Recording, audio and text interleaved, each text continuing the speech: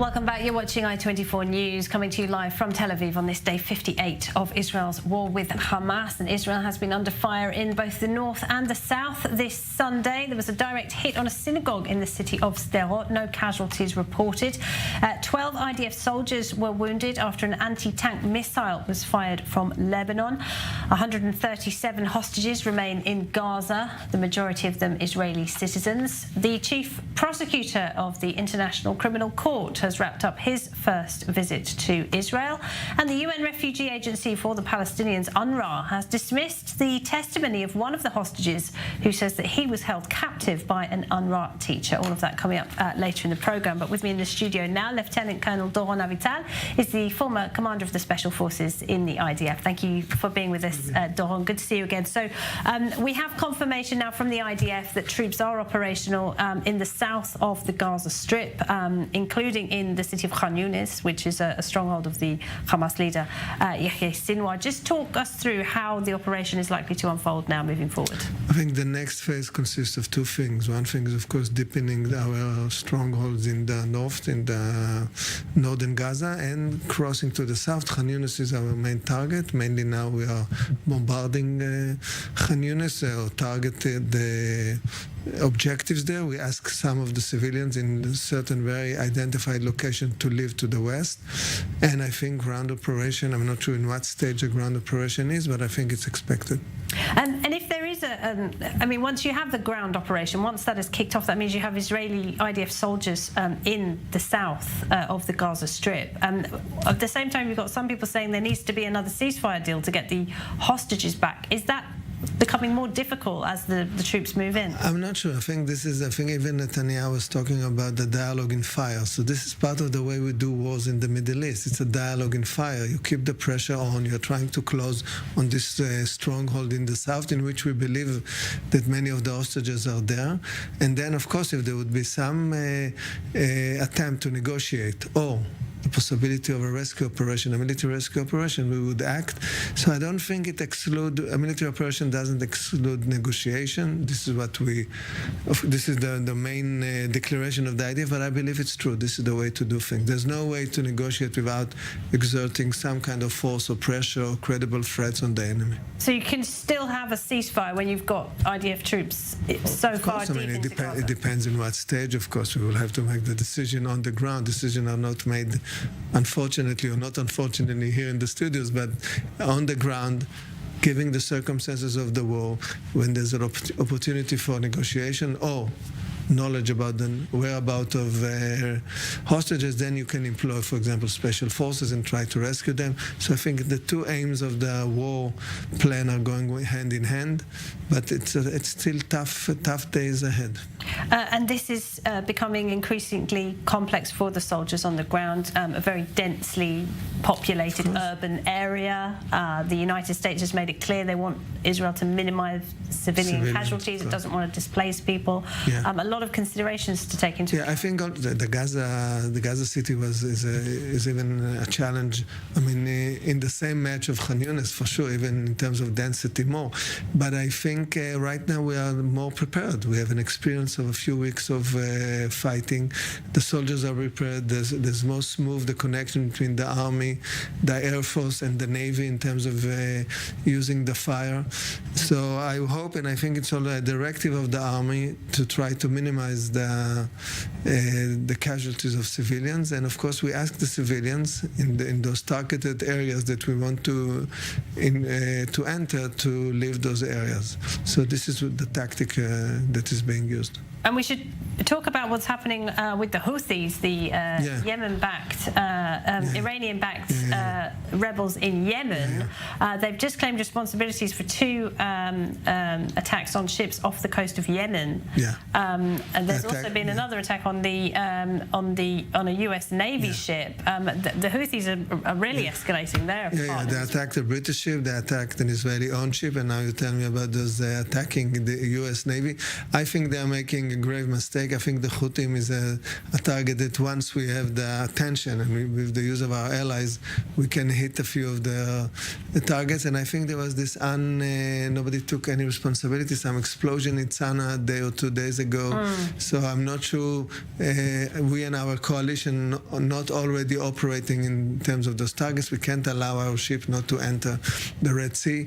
In order not to use the Red Sea, we have to bypass the whole of Africa, and then we pay a lot of economical price that are unaccepted. And of course, there would be a definite answer to the Houthim once we decide to follow, and the U.S. is with us in this conflict. Well, quite, but the whole kind of standpoint of the United States is it doesn't want an escalation. It doesn't want Israel to preemptively strike Hezbollah. Yeah. It doesn't respond to these numerous attacks on its forces by Iranian proxies. We'll have to see how it responds to one of its warships coming under attack. But what do you make of the U.S. position? I think that let's separate the issues. I think Hezbollah is the main issue. We don't want a full-blown war with Hezbollah right now. Hezbollah doesn't want. Of course, if we'll be forced, we'll do it.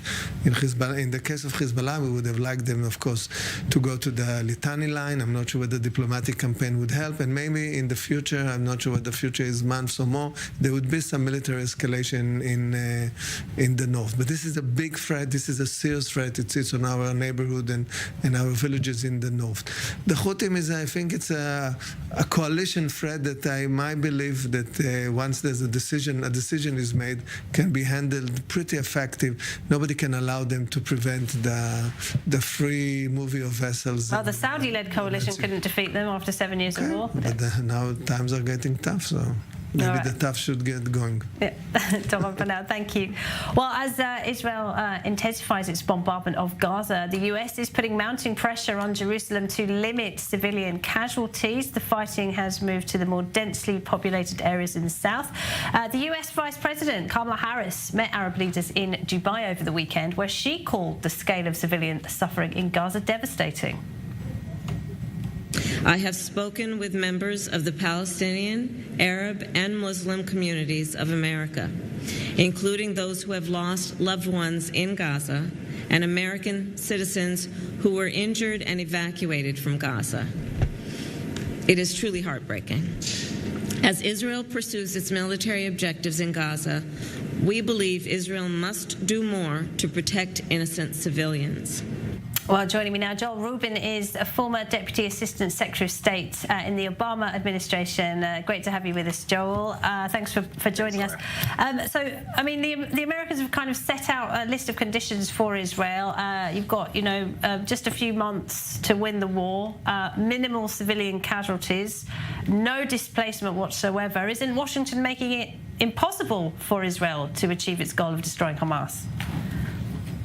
Well, it's great to be with you, Laura, to discuss this because, without a doubt, President Biden has had Israel's back from day one. And I don't think anybody should doubt the American support for Israel and its ability to defend itself against Hamas. That's never been in question.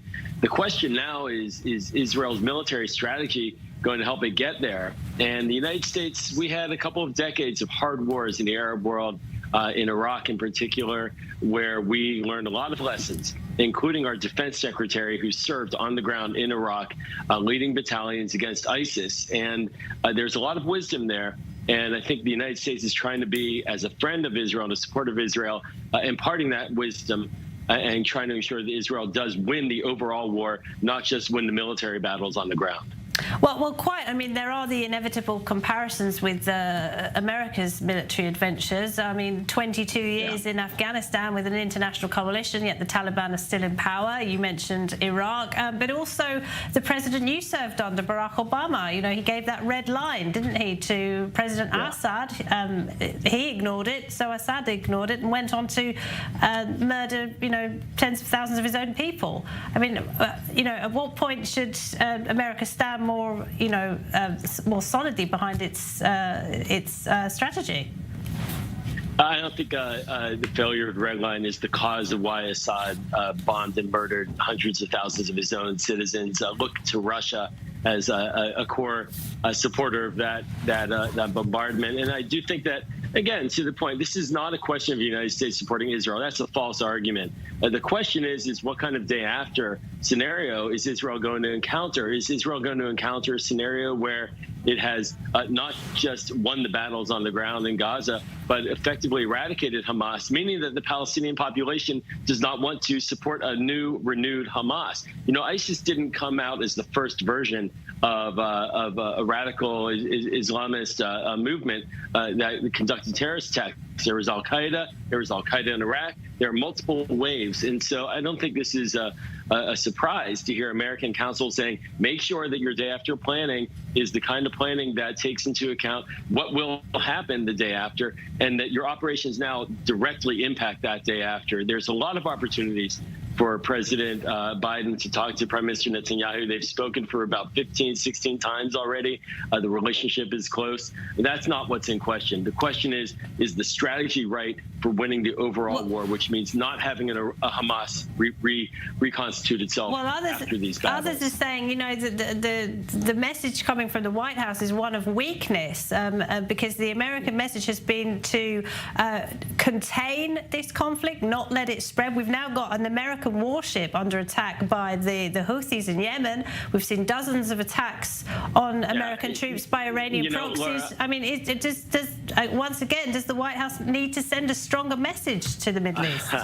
I'm not sure how sending 2 aircraft carrier battle groups to the Eastern Mediterranean is a sign of weakness. If anything, it's a sign of strength. And the United States is not held back in responding, in knocking down those drones and knocking down those missiles, and in responding to IRGC weapons depots and killing those who attack U.S. forces. This is a hot conflict zone right now. What the United States does not want is all-out war between Israel and multiple countries in the region and the United States. We want to make sure, we mean the United States, want to make sure that it's contained and that Hamas is eradicated. And part of that eradication is making sure that the day after, it does not get reconstituted because the Palestinian people want to support it again. There needs to be a pathway out of this endless cycle. And certainly the United States is not being weak in responding, but we're also making sure there are wisdom from these experiences and hard experiences, difficult ones. More than 1 million Americans have served in the Arab world in military combat. That's a lot of wisdom. That's a lot of knowledge. And hopefully we've learned some things that we can share with our Israeli counterparts. Joel Rubin, great to talk to you. Thank you. Thank you. The chief prosecutor of the International Criminal Court has wrapped up his visit to Israel and the West Bank. Karim Khan met with some of the families of the hostages and with Palestinian Authority officials as well. His visit to Israel is the first by an ICC chief prosecutor. Our Owen Altman reports. The test for the court looks unavoidable, and the Israeli-Palestinian conflict is eventually heading here, to the International Criminal Court in The Hague, where the massacres of October 7th and the war that followed look set to cross the threshold and someday come into the courtroom. If the International Criminal Court does not act against Hamas, no one will. Who will act against them? The Palestinian Authority who endorses them? The Hamas regime in Gaza? There's no one else besides Mr. Khan. Mr. Khan is Karim Khan, chief prosecutor for the court, seen here meeting with Palestinian Prime Minister Mohammed Shtayyeh in Ramallah on Saturday, on a trip that also took Khan to Be'eri and Kfar Aza on the Gaza border. And the central event, a meeting at their invitation with hostages' families. Israel has long been suspicious of international organizations, with decades of bitter experience of perceived bias. Broadly for that reason, Israel is not a state party to the emerging ICC. One cannot deliberately target civilians or civilian objects. One can't rape or kill or mutilate or dismember. Willful killing, hostage-taking are grave breaches of the Geneva Convention. Impeding relief supplies, as provided by the Geneva Conventions, may constitute a crime within the court's jurisdiction. The message coming from Karim Khan is a careful one. He is under scrutiny from both sides. Given the magnitude, he cannot look away from October 7th.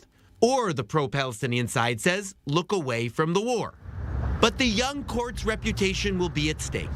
And over time, a suspicious Israel will need to decide whether or not to take the risk of trusting the ICC and cooperating with it. Well, here to discuss that visit by the ICC Chief Prosecutor, Natasha Hausdorff is an international law expert and a barrister. Thank you for being with us. What do you make of the visit by Karim Khan, the Chief Prosecutor? I think there are many reasons to be concerned that the visit took place in the first place. We have to remember, of course, that this is a court that purports to have jurisdiction over Israel. Many international organizations made submissions to the ICC on the question of jurisdiction, including my own organisation, UK Lawyers for Israel. And despite that, the court is proceeding with what is now a 9-year investigation with the purpose of bringing Israeli defendants before a court, despite the absence of jurisdiction. So to see the prosecutor visiting now gives, I think, a great deal of concern that this is being used as political cover for future prosecutions against individual Israeli defendants. And despite the reporting that we have just seen, that is something that needs to be taken extremely seriously. Because it was the families of the hostages who wanted Prosecutor Khan to come here. I mean, does it not help to have someone, with his position highlighting the atrocities carried out by Hamas terrorists? I can entirely understand, having just come from the headquarters of the Forum of the Families of the Hostages and spoken to many, I can entirely understand the sentiment behind that. Of course, we need to be highlighting the undoubted war crimes that Hamas committed and the atrocities in every possible avenue. But if we cannot be naive to the track record of the court, the desire that I think we have seen from previous prosecutor also in bringing this investigation against Israel to rehabilitate the court's very tarnished reputation internationally by seeking to target Israel and Israeli defendants. And to the extent that this eats away at Israel's ability to resist the ICC's targeting of Israel specifically on the basis of the absence of jurisdiction, that I can only say is of deep concern. The atrocities themselves and the international outcry against them absolutely ought to be encouraged. But so far as international legal organizations are using that as a legitimacy to continue their agenda against Israel, we ought to be extremely aware and concerned. Of course, for those who don't know, neither Israel nor the United States are signatories to the ICC. And that is critical. And the reason for that is also very important, because both of those states had a significant contribution into the Rome Statute, which established the International Court of Justice, the International Criminal Court, and to the formation of international criminal law. But it very quickly became apparent at the drafting stage, in particular vis-a-vis certain war crimes that were being defined specifically for the purpose of targeting Israel. And the fact that Israel and the United States were alive to that, even at that early stage, speaks volumes of where the court started.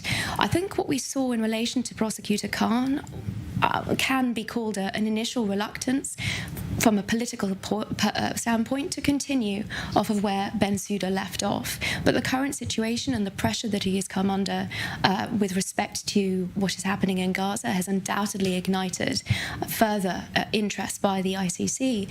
And we need to be alive, as I indicated, to the undercurrents, the army of NGOs that are putting forward material to the International Criminal Court, generating material from other UN organizations in order to seek arrest warrants against Israelis, remains, I think, as far as we can see, as lawyers watching this process develop, the primary aim of the court in this regard. Because there was an interesting reaction from the Palestinians themselves. They tried to cancel the visit with Khan. They said that he was being too impartial and that he was leaning too much towards the Israeli side. What did you make of that? The statement that he's put out today certainly highlights the obvious with vis-a-vis Hamas crimes, and I can see the response and reaction to that. But we cannot forget the first comments that were made by Prosecutor Khan when he attended the Rafah crossing, and then subsequently reinforced at the Cairo press conference he gave, which was to reverse the burden of proof, it seems entirely, to require, understandably, a presumption of innocence vis-a-vis Hamas, but to then state in plain terms that it was up to Israel to prove its innocence on the basis of its individual targeting of strikes on a case-by-case basis. Any criminal lawyer will know that that is not how the burden and standard of proof works, except, of course, at political international legal organisations. And unfortunately, the ICC has now a long history of falling into that category. All right, Natasha Hausdorff, thank you very much. Well, the UN agency, which is responsible for Palestinian refugees and its descendants, UNRWA, has dismissed the testimony of one of the freed hostages who said he had been held captive by an UNRWA teacher. The hostage told Israeli journalist Almog Boker that the teacher held him in an attic and deprived him of food. Boker says he will not reveal the name of the hostage out of concern for those still being held. UNRWA posted on social media that those claims were unsubstantiated. We're here to talk about that. Hillel Neuer is an international human rights lawyer, writer, and the executive director of United Nations Watch. He joins us now. Hillel, thanks for being with us. Well, rather than investigate the claims, the testimony of this ex-hostage, UNRWA chose to deny them outright. What's your reaction to that? Look, sadly, this is a typical kind of response from UNRWA. We have, over the past several years, brought before them and before the world evidence of UNRWA teachers supporting jihadi terrorism throughout schools of UNRWA in Gaza, Lebanon, Syria, the West Bank, Jordan, and inevitably, UNRWA's response is to deny, to downplay, to try to dismiss any concerns rather than address the problem. So it doesn't surprise me that they made an ad hominem attack on the journalist, saying this may amount to misinformation. This is a credible journalist. UNRWA should recognize that their teachers are implicated with terrorism, and they should address the problem, acknowledge it, instead of trying to go on the attack and make ad hominem attacks against a journalist. Quite, and it's not the first allegation against UNRWA's conduct, as you point out. It's also accused of turning a blind eye to terrorists using its facilities to store weapons. But also, I think it was around 20 UNRWA employees on social media praised Hamas for the October 7th attacks. I mean, how embedded are the terrorists within this institution?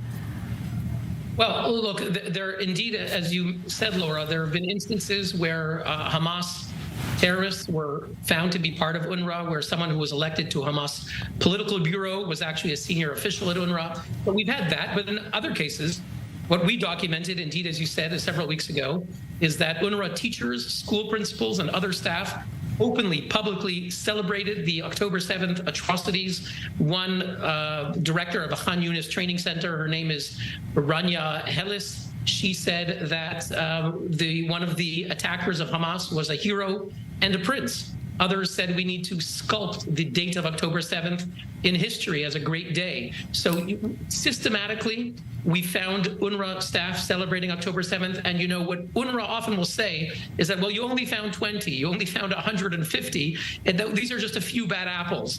But the fact is that we've seen that UNRWA staff completely endorse these acts of incitement. When a teacher whose name was Riyad Nimr of Lebanon was suspended by UNRWA because he had on Facebook supported terrorism, he was embraced by the UNRWA Teachers Union. So these so-called few bad apples are completely embraced by the system of teachers. UNRWA has a systematic problem of support for anti-Semitism and jihadi terrorism. They refuse to address the problem, and worse, our foreign affairs ministries, whether it's Canada, whether it's the State Department, whether it's European foreign ministries, are siding with UNRWA and are not addressing the problem. Well, quite, that's what I wanted to ask you, because this has kind of been a badly kept secret for many years, hasn't it? Thanks to work by people such as yourself, that UNRWA, is embedded with Hamas, or Hamas is embedded with UNRWA. And at what point are we going to see European, American, Canadian taxpayers saying, well, actually, we don't really want our money to go to this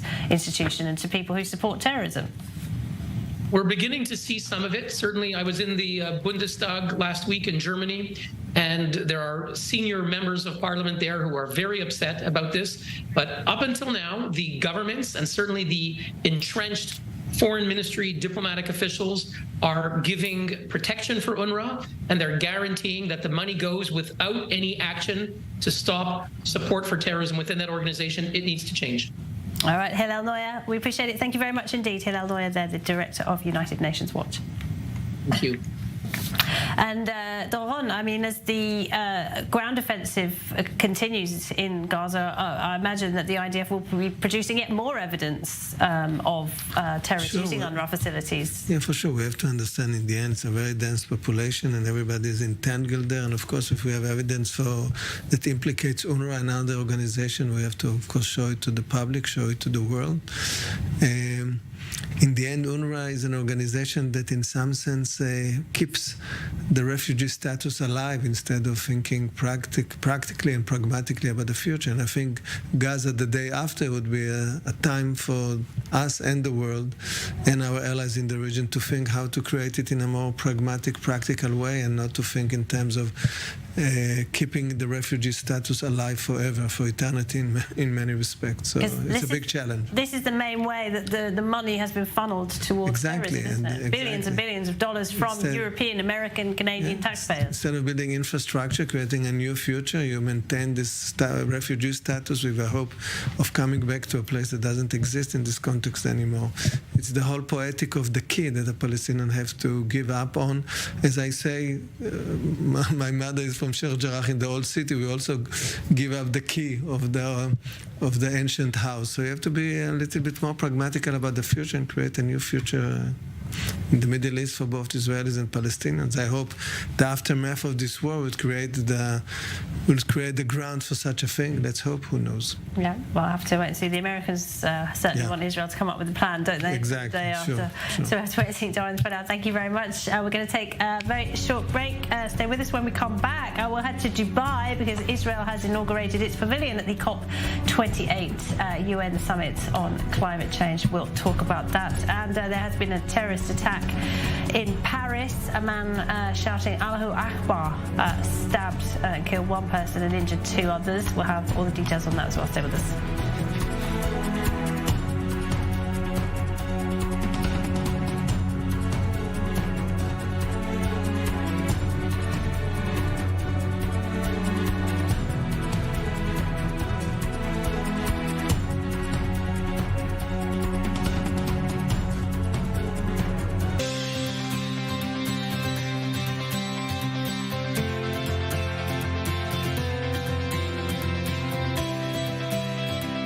Israel is in a state of war. Families completely gunned down in their beds. We have no idea where is she. As our soldiers are fighting on the front line, but the general perception is something that certainly needs to be fought as well.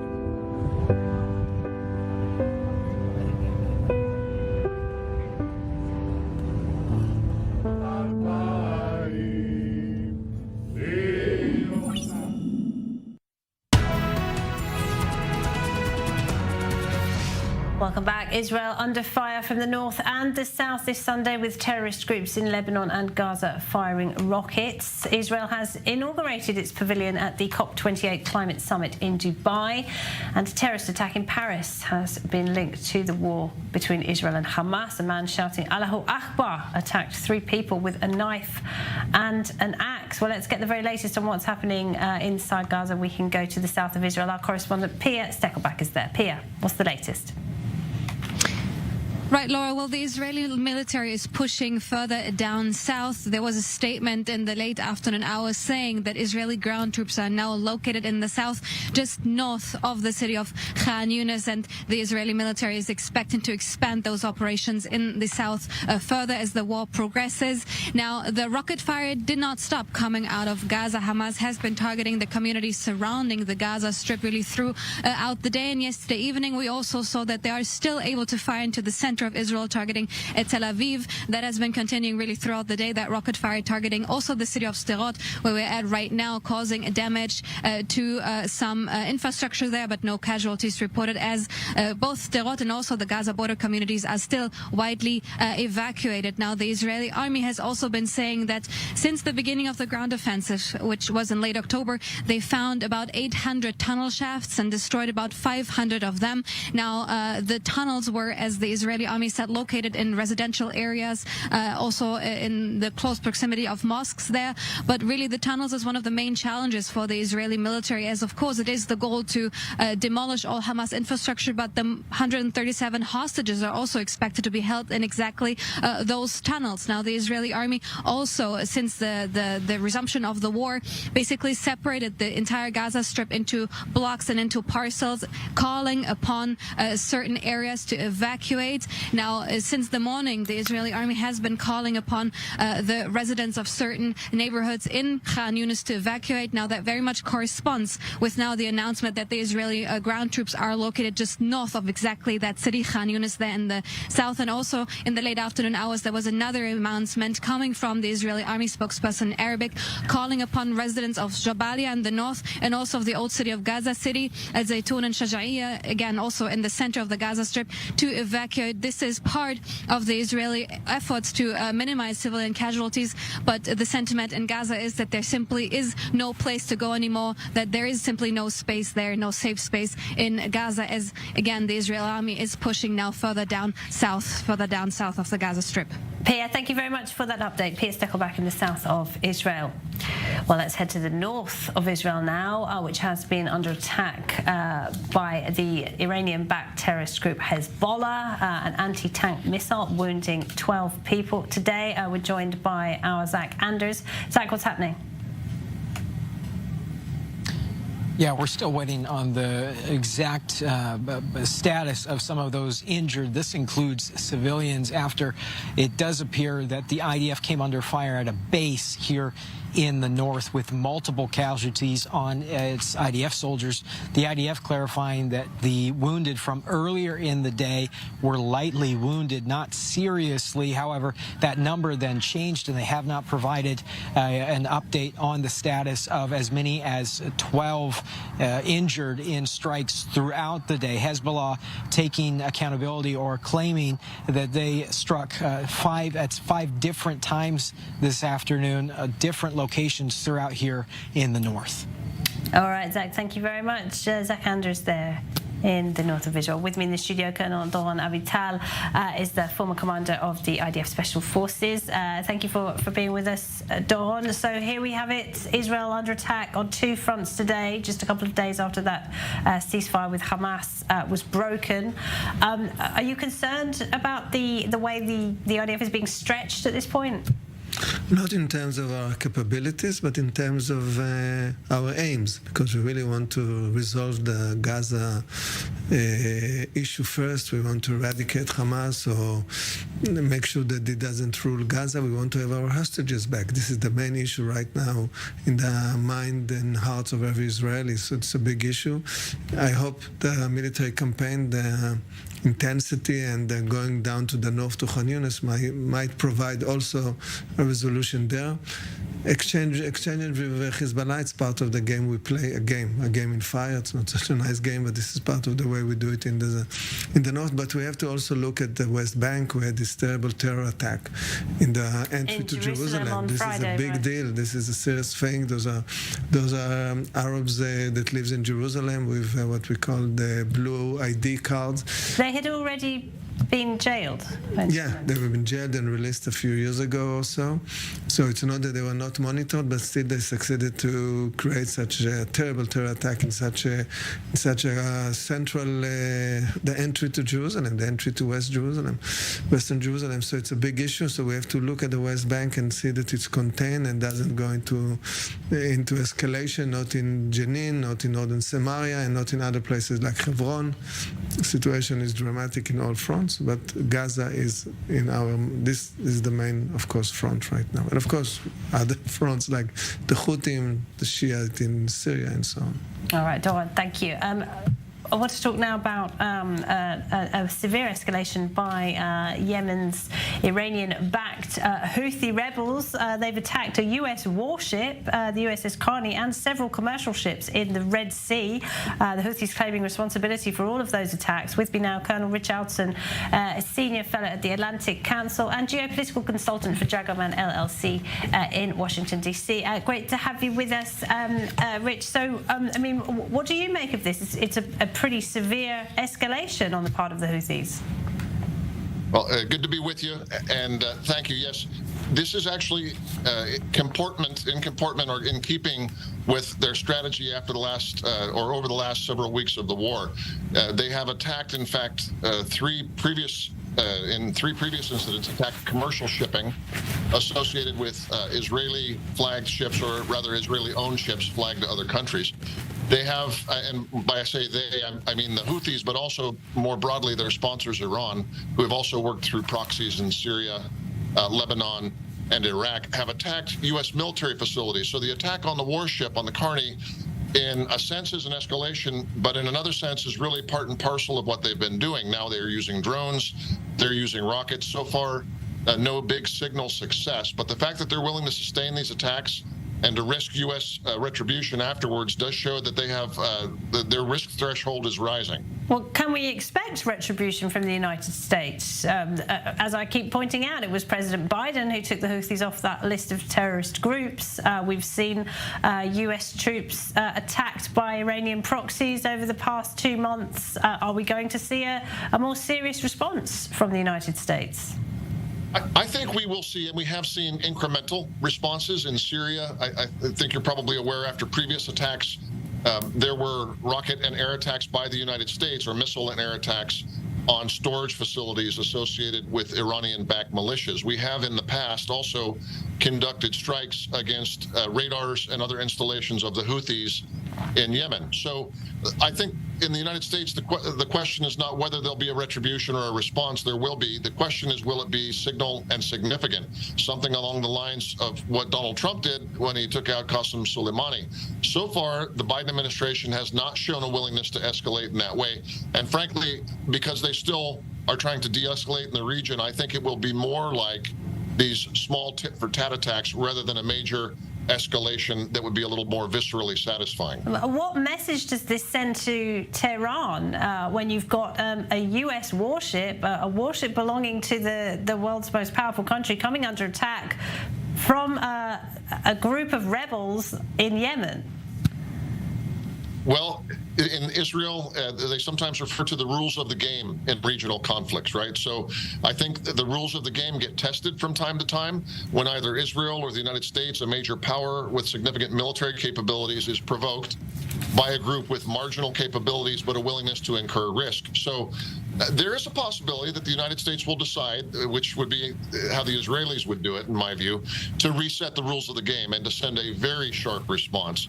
But if they don't, the message they're sending, as you allude to, is that the Houthis can basically continue to tweak the United States and continue to press the envelope, so to speak, without risk of real painful retribution. Yeah, absolutely. We have to remember it is an election year just around the corner, isn't it? So we'll have to see how it all plays out. Colonel Richardson, thank you. Good to see you, Laura. Well, a man yelling Allahu Akbar killed one and injured two others with a knife and a hammer in a terrorist attack in Paris last night. The suspect told police he was upset about the number of deaths of Palestinians in Gaza.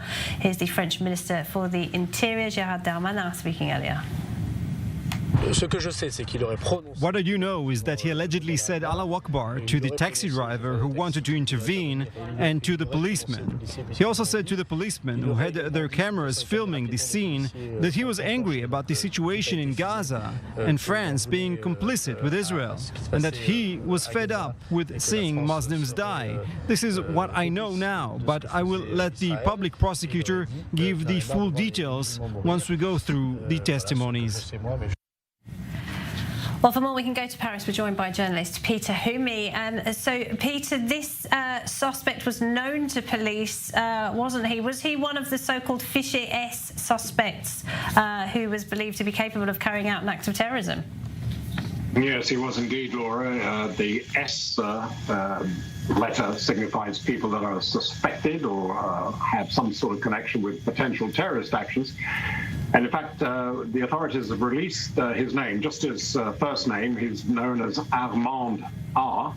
And he's said to be 26 years old. He is a French citizen. His parents originated from Iran. He has been known to authorities, as you mentioned. In fact, he served some time in prison in 2016 for alleged support of terrorist actions.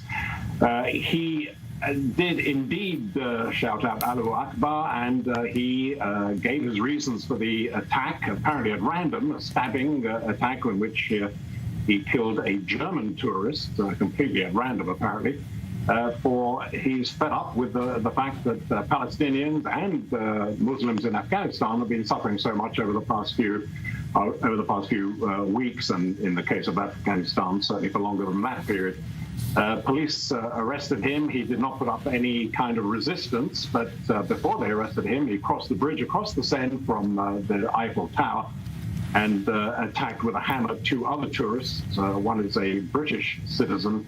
The other's nationality has not been disclosed yet. They've been hurt, but at this point, not seriously, according to the authorities. So the man is being questioned. He is under arrest. He's being held by the anti-terrorist police, the special force set up years ago by France after the attacks going back to the 1980s, in fact, by Muslim extremists in the French capital, Laura. And France, of course, has been battling Islamist terror for many years, hasn't it? How would you say that the war in Gaza, the war between Israel and Hamas, is stirring up tensions, and how are the security forces dealing with it? Well, I think that's certainly what the way the authorities look at it. There's certainly been an increase in anti-Semitic slogans, graffiti, a couple of attacks, and on the other hand, we have protests supporting, or at least should I say, against the continued attack by Israel on Gaza, and demands and requests to call a permanent truce. And we've heard this as well from Emmanuel Macron, the president, of course, of France. So it is something that's sort of in the forefront, obviously, of the situation in France and the politics of it.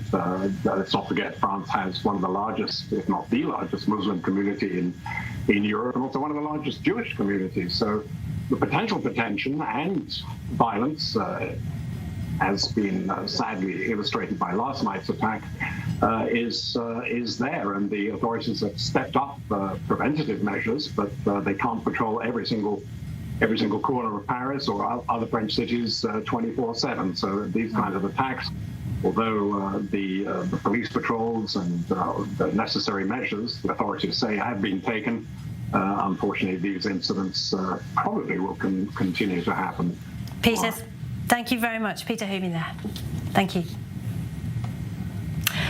Well, as the freed hostages begin the long process of healing, some have begun to speak out about the horrors they endured while being held captive by terrorists in Gaza. Our Erica Jackson has some of their stories.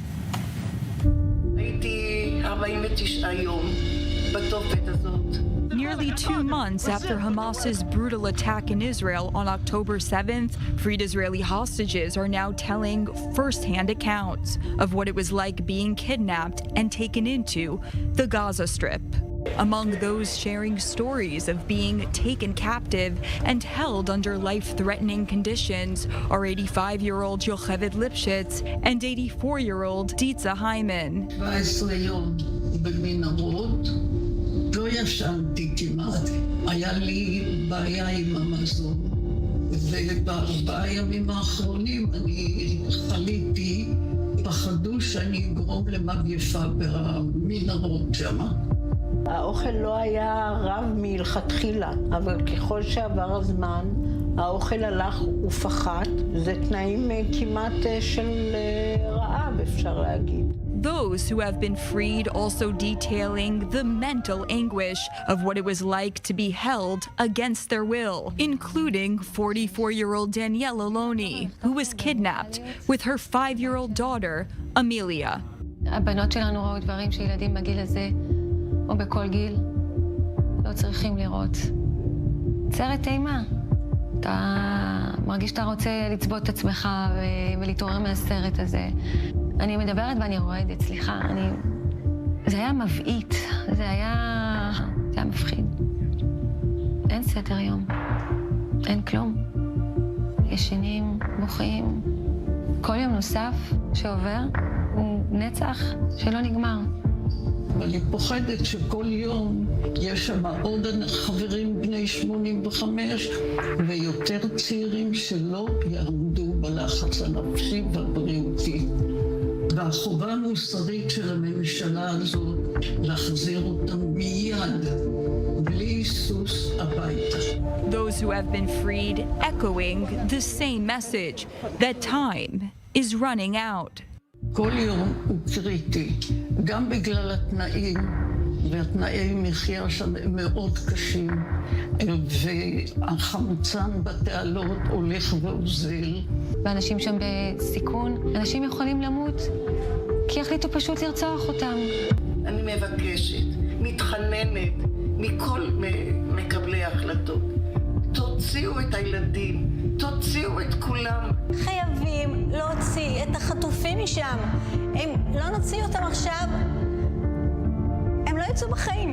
More details are likely to emerge about October 7th, as more of those who were kidnapped are expected to share their stories as well. Terrifying testimony from the hostages who were freed over the 7 days of the ceasefire agreement between Hamas and Israel. And Dawn, I mean, it's almost worse, isn't it, when we get a snippet of or just a glimpse of what those children, those old people went through when they were held hostage. I think it underlies the conviction of Israeli society right now that the main objective, and I see generals, ex-politician, everybody declares the same. This is the main objective of the war, to release the hostages. It doesn't mean that the way to this aim is not through military operation exerted on the Hamas.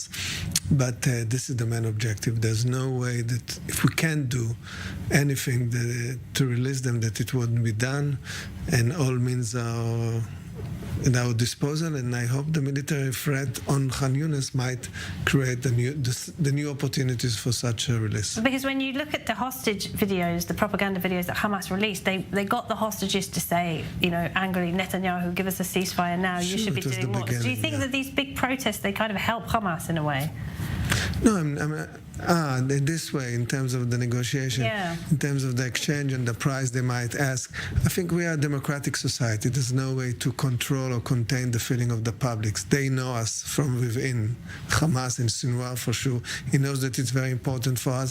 He will try to play his hand, but with enough military power, maybe we will succeed to force him to a new exchange, or if we are lucky, to some kind of a rescue operation. Yeah.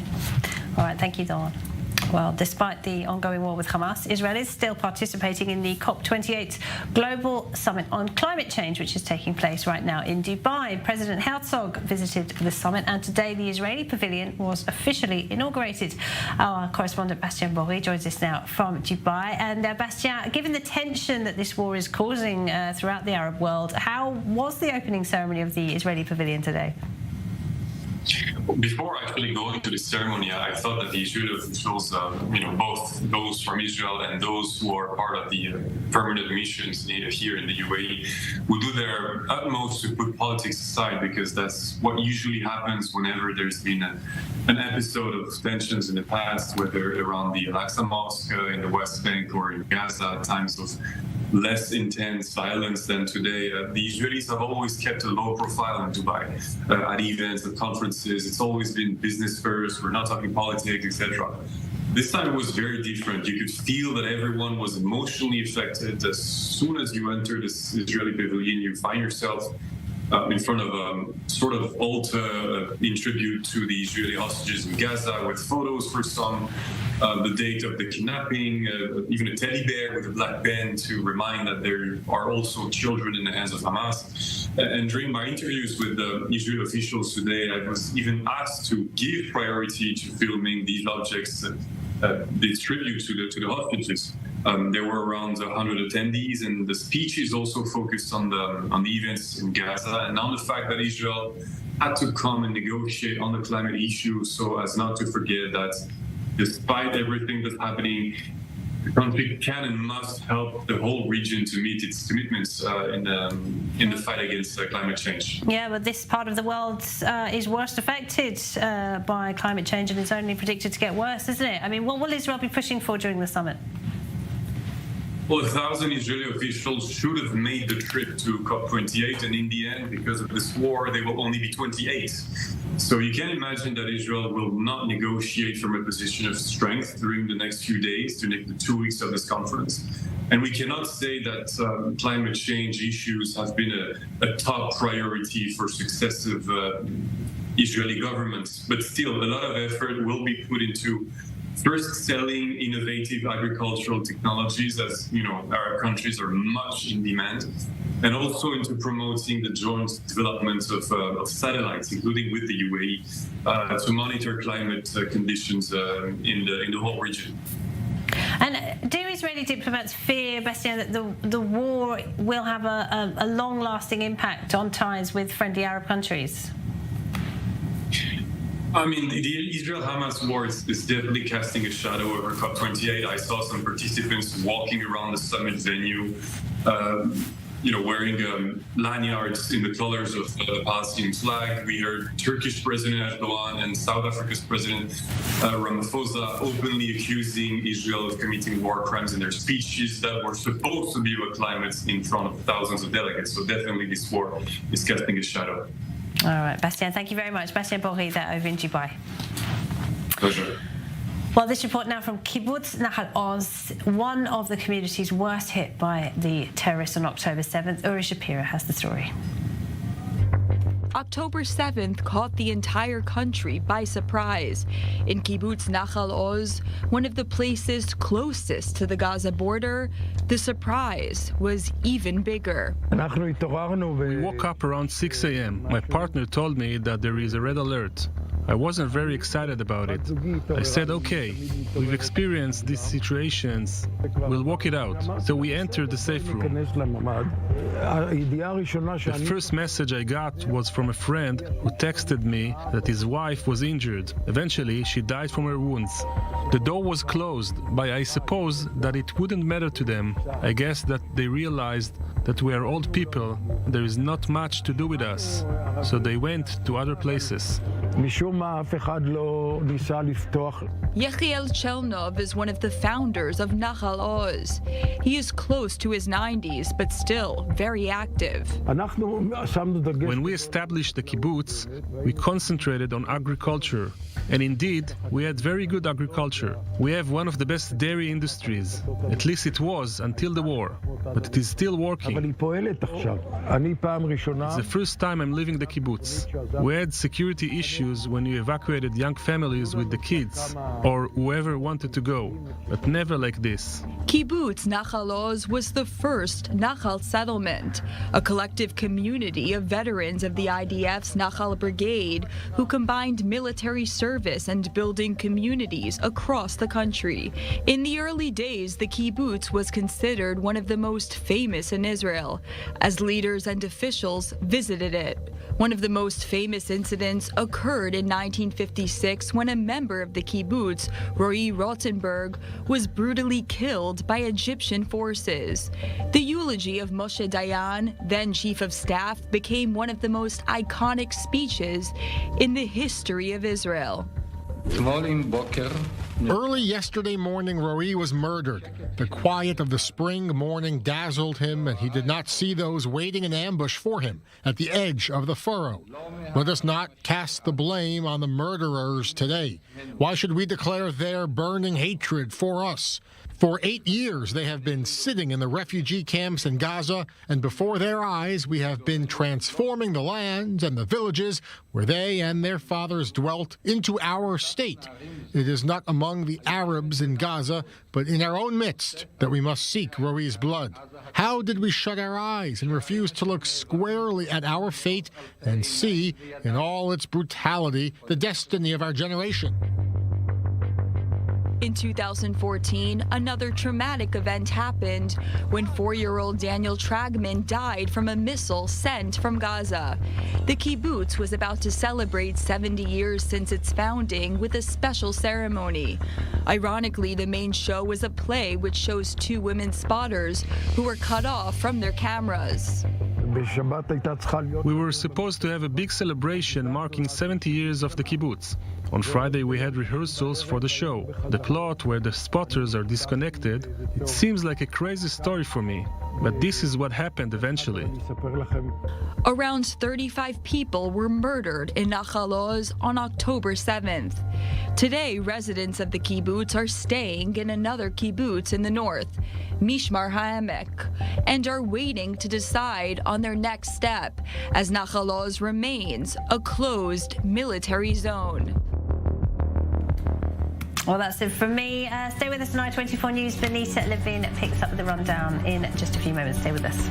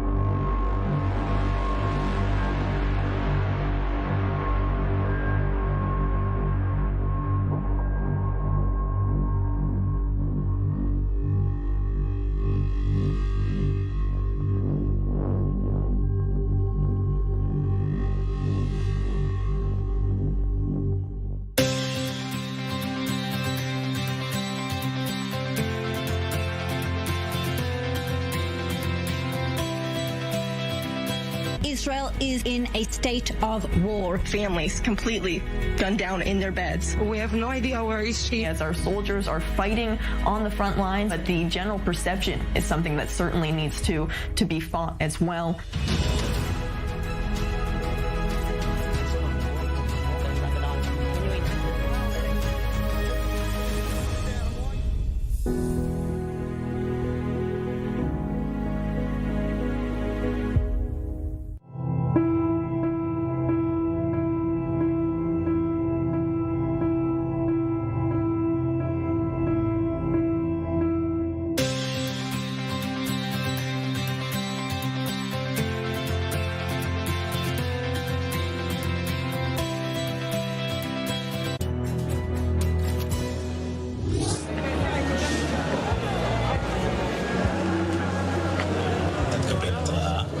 מתבקשים לשבת על הגב.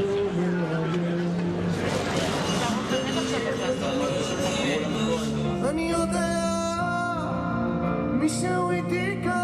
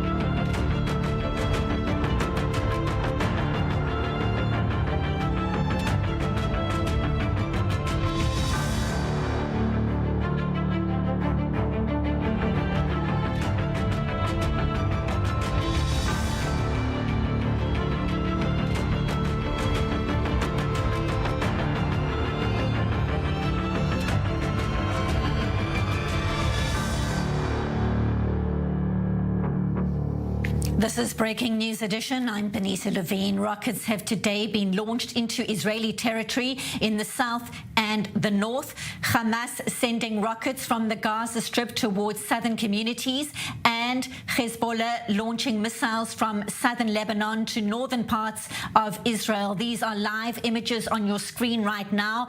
Rockets being sent into the southern parts of the Golan. This is happening right now as we speak. Day 58 of the war, the tenuous temporary truce collapsing on Friday morning when Hamas violated the week-long pause. The release of hostages being held captive by terror group has now been halted. 137 people, men, women and children, are still being held inside the Strip. Their families still waiting for answers. Talks in Qatar to secure their release ending abruptly with no resolution.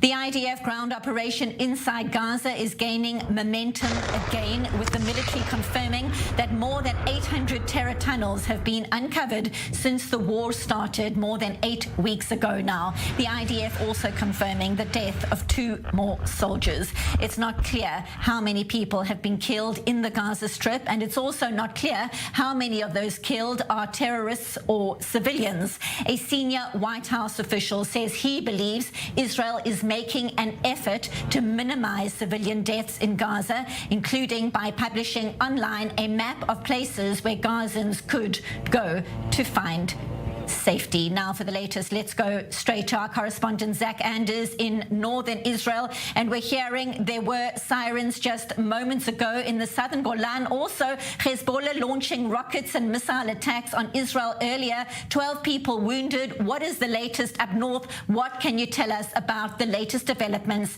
in that part of the region?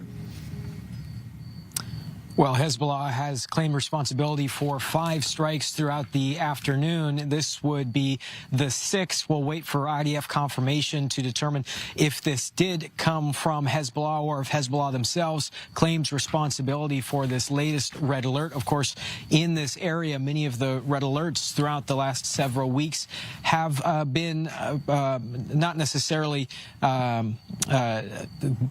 false alarms, but occasionally that has occurred occurred with the level of readiness. Any projectile, any drone, rocket launch does trigger these alerts, even if they are several miles inside Lebanon when they are detected. So sometimes these are just precautionary measures. We'll wait to see what exactly the IDF gets back to us with and says this latest red alert is for.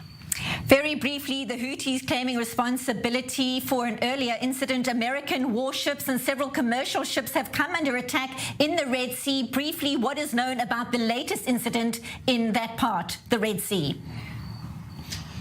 Right. Well, the Houthis are claiming that they are targeting Israeli ships, but there is no confirmation that these are Israeli-owned ships. And what should be noted is just how close the U.S. carrier group is to all of this naval activity, and their sphere of influence in the Red Sea right now, of course, does implicate them in these attempted strikes. The Houthis, again, claiming that they're firing on Israeli ships, but there's no confirmation that these are, in fact, Israeli ships. Thank you so much, correspondent Zach Anders in northern Israel. More to come from Zach in the coming hours. Thank you. Now, for more, we welcome to studio Yaakov Lapin, military and strategic affairs analyst at the Jewish News Syndicate and at the Miriam Institute. Yaakov, thank you so much for being here in studio. Many developments all at once, as is often the case. We know about sirens sounding just a short while ago in the southern Golan, also earlier in southern parts of the country, and also we know there are major developments inside the Gaza Strip, closer and closer to Khan Yunis. Tell us exactly what is unfolding, your assessment. So Khan Yunis is really the last stronghold, the fortress of Hamas as we know it. I think there's going to be a Hamas before the high-intensity phase of this war and a Hamas that comes after, and they will be very, very, very different entities. Hamas, the organized terror army, the regime, the jihadist entity that was able to pull off the mass murder of 1,200 Israelis on October 7th, its last stronghold is really in Khan Yunis, and this is where the Israeli military operation is now going to be focused. It's going to be very different, I think, from what we've seen in Gaza City and northern Gaza, where the IDF has been able to essentially dismantle 2 Hamas brigades already. And I think the difference is that, first of all, there's going to be a lot more civilians in Khan Yunis, and also there's going to be a lot more terrorists, both above ground and underground, and there are going to be hostages, I believe. Israeli hostages are likely to be in that area as well. So all of this will demand a lot more precision in terms of air power, in terms of surface forces going forward. We're going to unpack all of those details very shortly. Right now, though, stay with us. We're going to go to our correspondent, Pia Stegelbach. She joins us from Sderot in southern Israel, and sirens sounding in several southern communities earlier in the day. But most of these areas have been evacuated. Pierre, is Hamas just flexing its muscle there? What can you tell us? Right, Benita, well, this is for sure Hamas flexing its muscle and showing that it came out of that ceasefire, that week-long ceasefire, with having regained some strength really throughout the day. Basically, the communities surrounding the Gaza border were targeted by rockets. It came as far as Sderot and Ashkelon as well, not causing any casualties. However, in Sderot, it caused some damage to some infrastructure yesterday at night. We also received an example of Hamas showing that it still has the strength to launch rockets towards the center of Israel. There were rocket sirens in Tel Aviv, basically, and also in the surrounding areas. And only a couple of minutes ago, there was really a moment of scare here when in the area of Sderot, where we're at right now, and also Ashkelon, drones were detected. At least 8 drones were detected. And at first, it seemed like they were coming out of Gaza. There was gunfire that was heard even here in the city of Sderot. But now, just before we got on air, Benita, the Israeli army, the Israeli authorities said that it was a false alert, that there were army drones that were by a mistake intercepted there. But that really shows you how high the level of alert is here in the community surrounding the Gaza border. Many developments all at once. And Pierre, we know the IDF ground operation inside Gaza is gaining momentum. The military confirming more than 800 terror tunnels have been uncovered. That's since the war started more than 8 weeks ago now. Also, the US saying Israel is making an effort to minimize civilian deaths in Gaza. How so? What can you tell us? Right, Benita, well, when the ceasefire ended, Israel proceeded and basically divided the entire Gaza Strip in blocks and in parcels, giving each block a number. And this is the protocol that they're following by to announce which number, which block needs to be evacuated next. We've seen an example of that today in the morning. The Israeli spokesperson in Arabic, I'm not sure if you can hear it, but we're hearing here heavy artillery fire in the back. We even saw flares and also an Israeli airstrike earlier here in the north. We're standing at the very northern tip of the Gaza Strip. Going back to this evacuation plan, in the morning, the Israeli spokesperson Arabic announced that several neighborhoods of Khan Yunis there in the south need to be evacuated immediately, and also in the late afternoon, the area of Jabalia here in the north, and also the old city of Gaza City, Zaytun and Al-Shabaiyah, were to be evacuated immediately. Now, the sentiment in Gaza is that there simply is no safe space there, and as more than half of the population in Gaza has left or lost their homes, the question really is, where are they supposed to go? Are there really any safe spaces that can actually receive more people as of now, Benita? Correspondent Pia Stekelbach live from Sderot in southern Israel. Stay safe. More to come from Pia in the coming hours. Thank you. And still in studio, Yaakov Lepin, military and strategic affairs analyst. So, Yaakov, I want to pick up on what we were talking about a little bit earlier, and that is the significance right now of Khan Yunis. As you said, there are senior Hamas leaders believed to be hiding in tunnels there. There are also, heartbreakingly, believed to be hostages there as well. A complicated mission for the IDF. Break down for us what exactly it entails.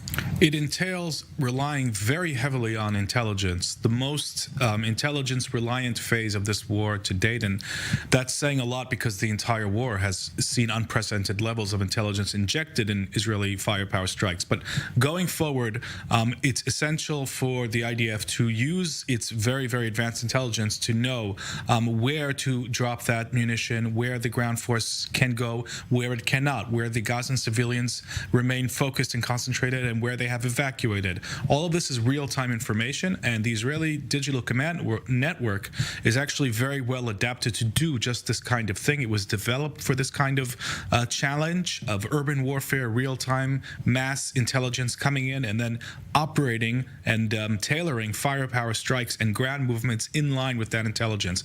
That's the challenge at stake, and it's also, going to be a place where I think Hamas is going to try and challenge those IDF battalions moving into the southern Gaza Strip in a much more significant way than we've seen them challenged in Gaza City and northern Gaza so far. Well, talking of which, let's take a listen to the IDF Chief of Staff, Herzi Halevi, on exactly what is unfolding there right now.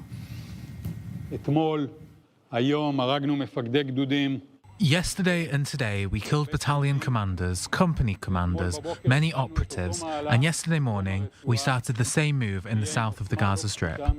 It will be no less powerful, it will have no lesser results, and the commanders in Hamas will meet the IDF everywhere in a very, very strong manner. I know that part of it is the abilities, and a large part of it is the fighting spirits you bring and the experience you bring as reservists. And we have the capabilities to do it in the most thorough way, just as we did strongly and thoroughly in the north of the Gaza Strip. We are also doing it now in the south of the Gaza Strip, and we'll continue to deepen the achievement in the north of the Gaza Strip. Yaakov Lepin, your insights on what we just heard there. Well, he's giving, a very important update on things that have been accomplished so far. 2 Hamas brigades, which contain within them several Hamas battalions, have essentially been dismantled in northern Gaza. And that means that what the IDF is doing in northern Gaza now is essentially going to be mopping up operations as the center of gravity starts moving south. So we'll see the IDF being active both in northern Gaza and in central and southern Gaza all at the same time. This is going to be the most extensive phase of the war. This is the most critical phase of the war. This is the thing that's going to break the Hamas terrorist army as we know it and the regime, and it's what's supposed to end up leading to the collapse of Hamas as we know it. So this is definitely the most critical part, and we see here Chief of Staff Halevi essentially giving an intermediate summary of what has been accomplished so far and where things are going now. Hamas clearly knows that this is the next part of the battle plan for the IDF. Talk us through the concerns. There has been a week-long pause, what they may have been able to prepare in anticipation for exactly what is unfolding in Khan Yunis. So, it seems quite likely that they've used the past 8 days to set up ambushes, to relocate weapons. We already saw them improve and regroup in terms of their ability to launch rocket fire in recent days. They may have used this time to move hostages around if they feared that Israel started, homing in on their location. So they essentially used this time to move terrorist leaders, terrorist commanders, weapons, and possibly hostages around. There's not that much more they could do in this time. They couldn't, start, rebuilding mass amounts of armaments or rockets. They have to use the armaments that they have, but they could reach supplies that they weren't able to during the fighting. So it's given them a certain advantage, but the IDF has also, of course, used the past 8 days to learn tactical lessons, to prepare for the next stages. And, we've already seen very intensive Israeli air power over the past 48 hours, preparing the ground for this next stage of the ground offensive. So both sides have used the past 8 days to improve their positions, and now we are going into this next stage. We know Daniel Hagari, the IDF spokesperson, is likely to deliver his daily briefing shortly. If and when that does happen, we will, of course, bring that to you live. The IDF also publishing online a map of places where Gazans could go to safety, something we were talking about a little bit earlier with Pia Steckelbach, who is in southern Israel. Talk us through the moves and the efforts that Israel makes in wartime to warn civilians in advance of its next plan of action. Right. Well, no, Western military goes to the efforts that the IDF does go to. First, we saw the leafleting, and then we saw, millions of messages sent, and we saw over 1 million people leave the northern Gaza Strip and Gaza City, head south. Now, what the IDF is doing going forward is, okay, it can't repeat that. Obviously, it can't repeat that. But what it can do and what it's trying to do is to create localized evacuations and moving people, from certain areas of, say, Khan Yunis to the western part of southwest Gaza towards the coastline. And this is a much more localized version of what we saw happening earlier in this war. That's why this stage is going to be very different. So, yeah, we're seeing the IDF, employ major efforts to move populations, but also I think there's a certain acceptance that however many evacuate to the western coastline and south maybe to Rafah, there's still going to be a lot of civilians left.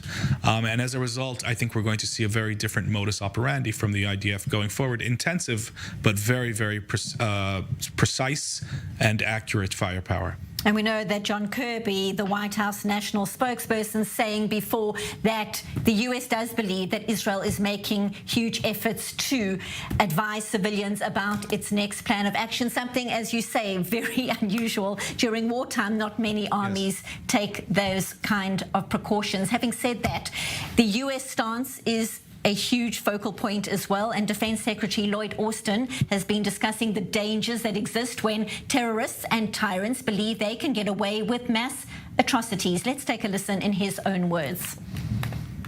Over the long sweep of American history, the cost of courage has always been dwarfed by the cost of cowardice.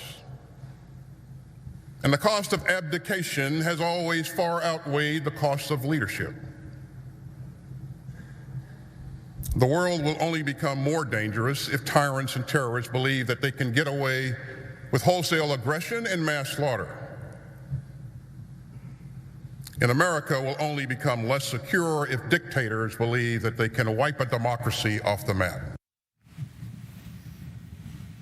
So Israel's strongest ally, the rhetoric out of the US, obviously important. We know, of course, those meetings always happening behind the scenes.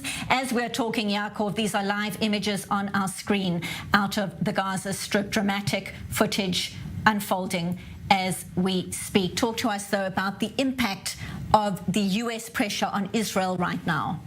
Well, look, strategically and militarily, U.S. support is absolutely essential to this war effort, and that almost goes without saying.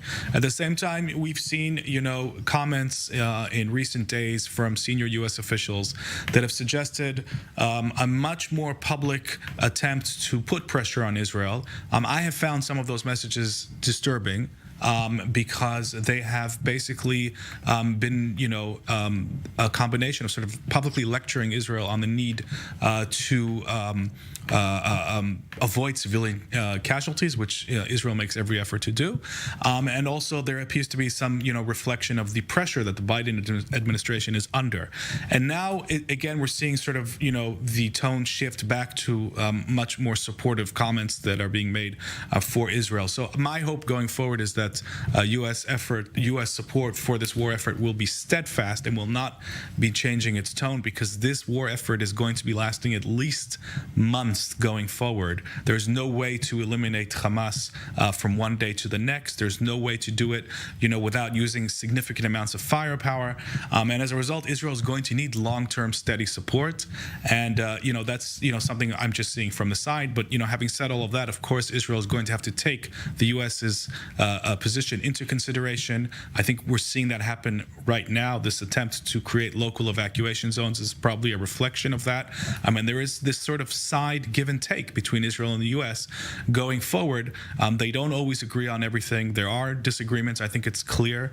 And, my hope is that the U.S. will be able to maintain its supportive stance going forward for the long term as this war draws out, because it's not going to be a quick affair. We're still looking at live images on our screen right now out of the Gaza Strip. Again, you can see those airstrikes appear to be continuing. These are flares that we are looking at right now. From your perspective, describe for us what we are seeing, these flares right now across the Gaza Strip. What does it indicate in terms of the current developments on the ground as we speak? Nighttime flares are designed to enhance visibility for the forces that are moving in.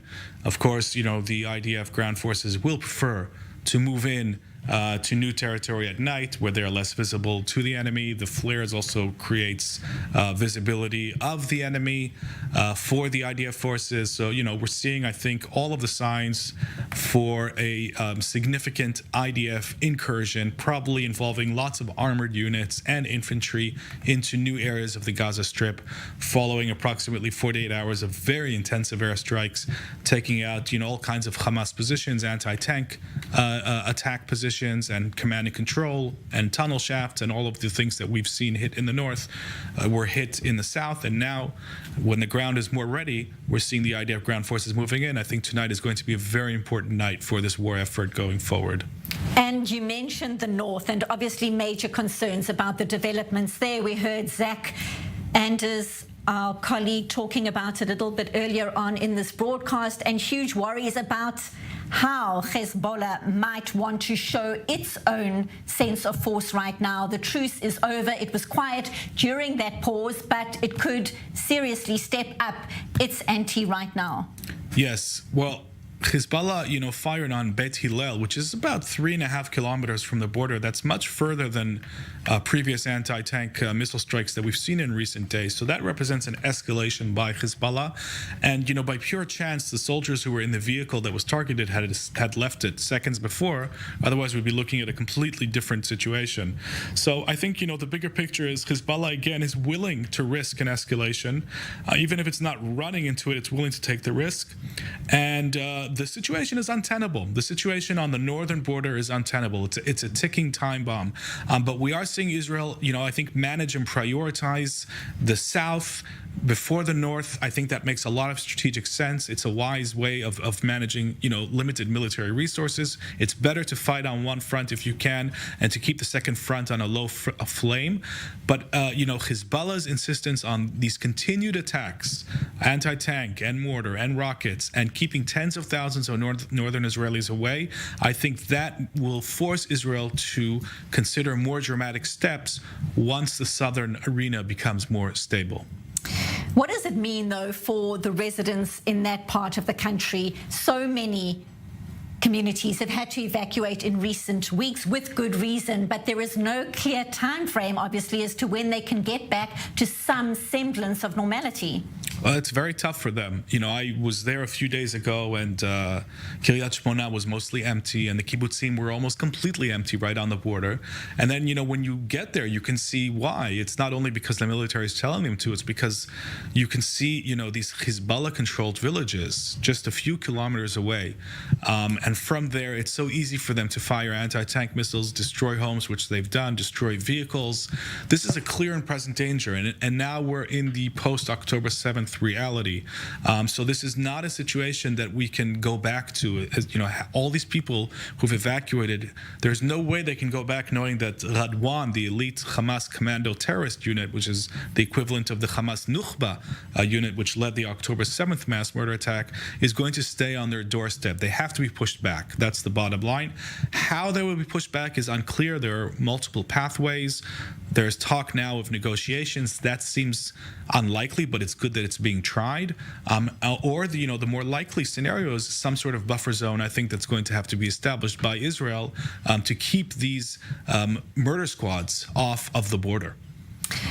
Unbelievable to think these two fronts at the same time, simmering, very worrying situation. And then let's throw into the mix the Houthis, because as we discussed earlier, the Pentagon saying an American warship and several commercial ships had come under attack in the Red Sea, potentially marking a major escalation in a series of maritime attacks in the Mideast linked to this war. It did not identify where it believed the fire came from, but just a short while ago, ahead of this broadcast, the Houthi rebels in Yemen claiming responsibility. Talk us through the significance as we discuss the north and the south, and then we have to throw in more attempts by Yemen. Right. So both Hezbollah and the Houthis are essentially proxies that Iran is activating, kind of like an orchestra conductor, in order to create multi-arena pressure on Israel.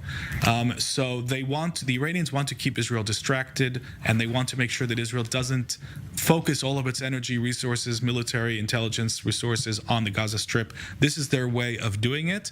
And the Houthis are not only a threat to Israel by firing missiles at Eilat, which have been intercepted very effectively by Israeli air defenses, they're also a threat to the whole of global international shipping in the Red Sea and the Bab el-Mandeb chokehold point, where a good chunk of the world's oil and gas passes through. So this is an actual threat to the global economy and to the energy economy. And I think we're seeing the Iranians activate this threat in order to try and extort the world to put pressure on Israel to accept some kind of premature ceasefire. I think that's the grand Iranian strategy. That's why they're activating the Houthis in this manner. And now we're seeing, a British ship attacked. The U.S. Navy was attacked today. These are dramatic incidents, and I would hope that they will incur the appropriate retaliation against the Houthis going forward. Yaakov, stay with us. We're going to take a very quick break, but before we do that, a quick update. If you were watching this broadcast just at the start, we mentioned sirens up north near Keshet in northern Israel. We can now confirm from the IDF a projectile fell in an open area. Where was it coming from? It came across, identified, crossing into Israeli territory from Syria.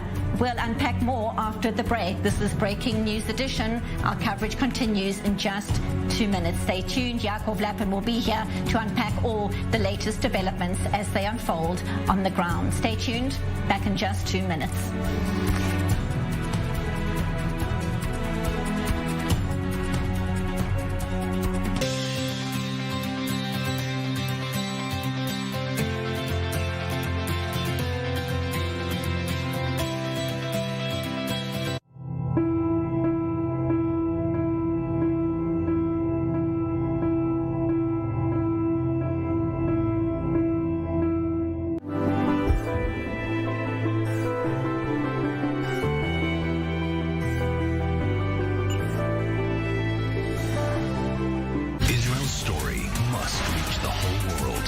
I-24 News Channel, broadcasting from Israel, with dozens of correspondents throughout the world, brings the truth from Israel to hundreds of millions of people in scores of countries. Completely gunned down in their beds. De la frontière qui sépare Israël, a state of emergency and war in Israel. Bringing Israel's story to the world. I-24 News Channels, now on Hot.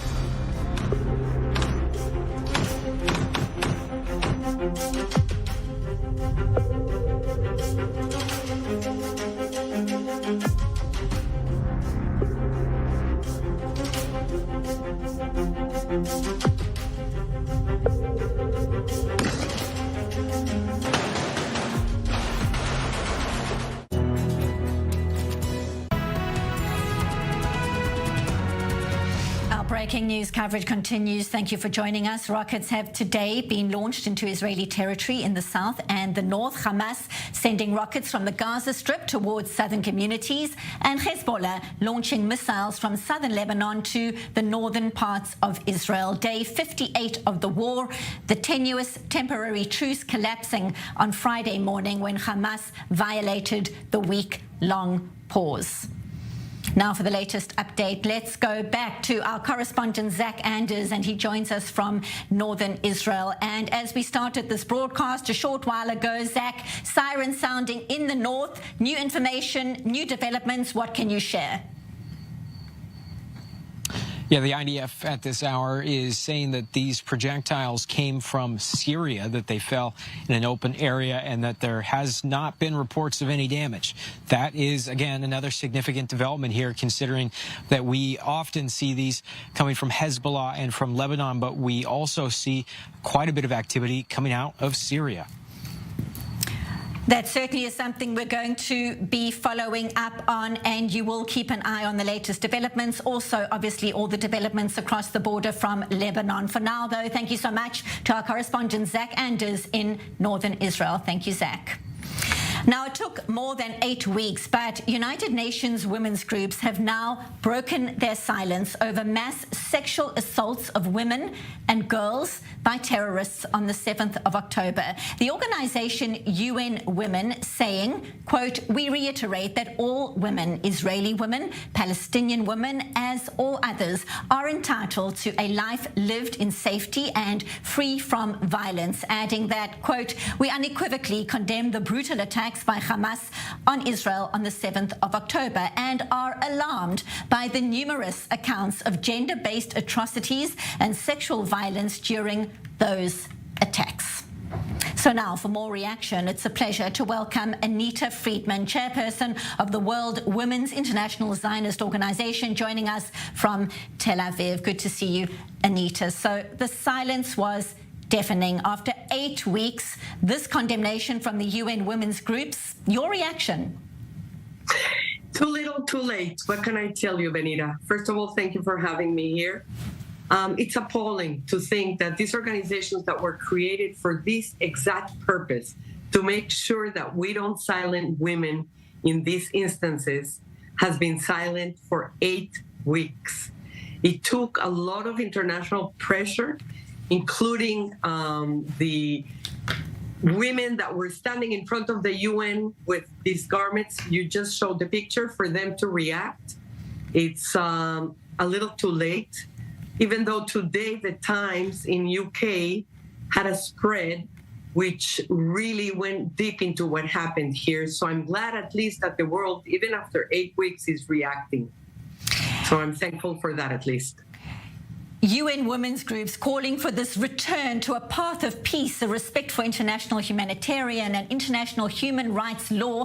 But as you say, the evidence has been there from the start. This footage has been available for all to see, tragically, since day one. What do you think the reasons are that it's taken so long for this outcry from women's groups? It was due to so much pressure on the international arena. Why did it take so long? I have no good explanation for that, other than it's Israel and it's just anti-Semitism in one of its forms, because otherwise I can really not explain that. There was so much testimonials and movies and raw footage coming out from here that it was impossible to deny. And the fact that they did not have a statement or an outcry after they saw this, because it was available to all of them. It took hundreds of letters of calls from the different women's organizations here in Israel, not only WITSO. We have a coalition where all the women's organizations that work day to day with these international organizations in making sure that women's sexual rapes in times of war and in times of peace are listened to and are believed. That for us, we felt very alone. We felt extremely.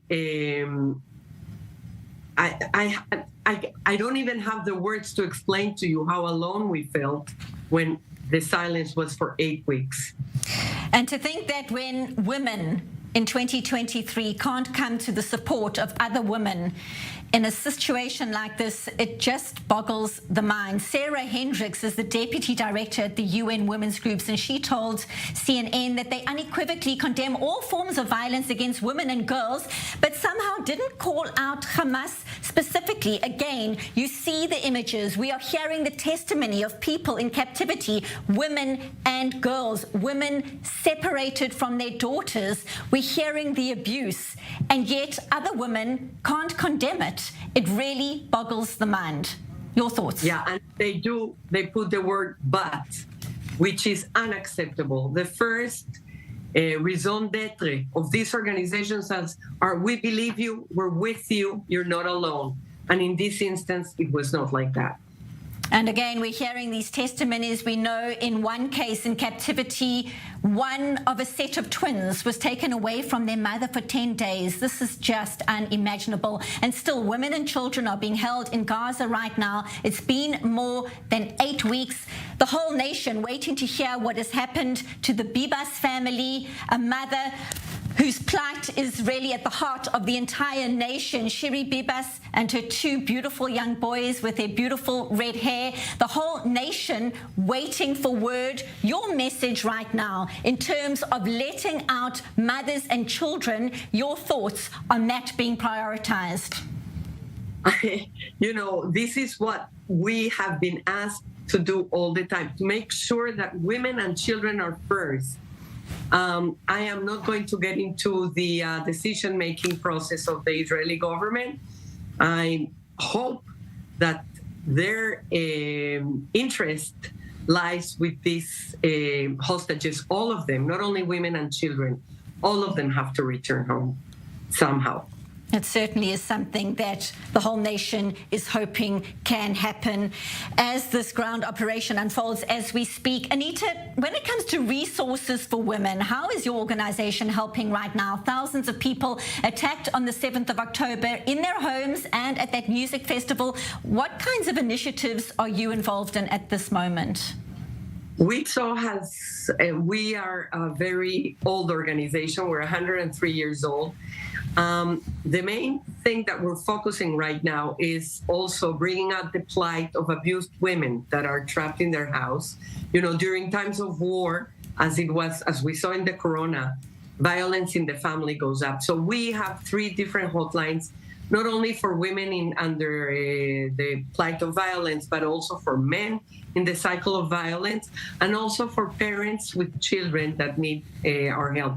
We are out there on the ground. We have 40 different WITSO centers giving services to all the citizens of Israel that needs right now, whatever their needs may be. But Benita, this is a country under PTSD. The whole country is in a trauma. And we are going to need a lot of resources to make sure that we give psychological therapy to everybody and anybody that needs it. Of course, to the people that are in our projects, the children that come to us, the parents, the women, but in general to the whole of the Israeli population. Thank you so much, Anita Friedman. We so appreciate you being with us, the chairperson of the World Women's International Zionist Organization, live from Tel Aviv. Thank you so much for speaking to us on this Breaking News edition. Thank you, Benita. Lots to process there. The plight of so many women right now, very, very difficult to comprehend what especially the women in captivity, mothers and children together in captivity or sometimes separated, so many questions remain. As we said a little bit earlier, when the IDF spokesperson Daniel Hagari speaks and delivers his daily briefing, we will bring it to you live, so make sure you stay tuned. For now, still with me in studio, Yaakov Lapin, military and strategic affairs analyst. So we were talking a little bit earlier about Hamas leaders, some of whom, as we speak, might be in tunnels in Khan Yunis. But the Khan channel has an exclusive interview with the head of Shabak suggesting that Israel will target Hamas leaders in Turkey and Qatar if they have to. What do you make of that message right now? We have a precedent for this. After Black September conducted the massacre of Israeli athletes, at the Munich Olympics, the Mossad went after them one by one, throughout the months, many months, patiently, painstakingly. So Israel has done this before, and I think that, after the worst atrocity that the Jewish people have experienced since the Holocaust, it's clear to me that Hamas's overseas leadership are a target. As Professor Boaz Ganor, who is the president of the Reichman University, said to me a few days ago when I spoke to him about this, this is seen by the Israeli leadership as a personal commitment to the victims of the mass murder attack of October 7th, and no less than that. So Israel is clearly not going to make do with eliminating the Hamas leadership in Gaza. It's going to go after the Hamas leadership overseas, and if they're in Qatar or if they're in Turkey, wherever they are, I wouldn't consider them safe. I wouldn't give them life insurance. What do you think, though, targeting leaders like that, for example, in Turkey and or Qatar, how would that be received within Gulf nations at this juncture, realistically? I think it depends which Gulf nations. There's a big difference between Qatar and, say, the UAE and Saudi Arabia. It's clear to me, at least, that the UAE and Saudi Arabia are pragmatic states that are interested in prosperity and stability in this region, and they are not interested in having Islamist jihadists commit massacres or threaten their own domestic security. Hamas is illegal in Saudi Arabia, and I don't think it's very welcome in the UAE either. Qatar hosts Hamas. It has a completely different relationship with the Muslim Brotherhood, and it's going to have to, I think, sooner or later, face certain repercussions for that relationship. So it very much depends. I don't think the Gulf is unified here, but we should be looking to the Saudis and the Emiratis, I think, as the best example of where the Gulf, the Arab Gulf, could look like when it comes to dealing with Islamists. They are no friend of radical jihadists.